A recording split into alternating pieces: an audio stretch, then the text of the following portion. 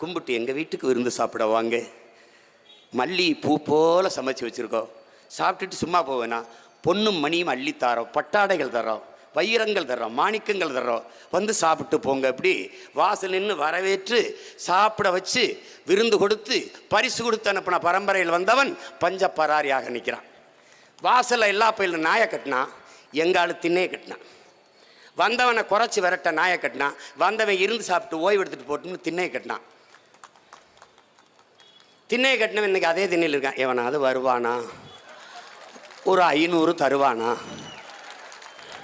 தீபாவளி பொங்கல் வராதா, ஒரு வேட்டி சேலை வராதா, இந்த எங்கள் தொகுதி எம்எல்ஏ எப்போ சாவார்? அதாவது பெரும்பாலான இந்த நாட்டு மக்களின் வேண்டுதல் கோயிலுக்கு போகிறதுக்கான முதல் காரணமே எங்கள் ஊர் எம்எல்ஏ வருவாரா, பிரச்சனை தீராதா இல்லை.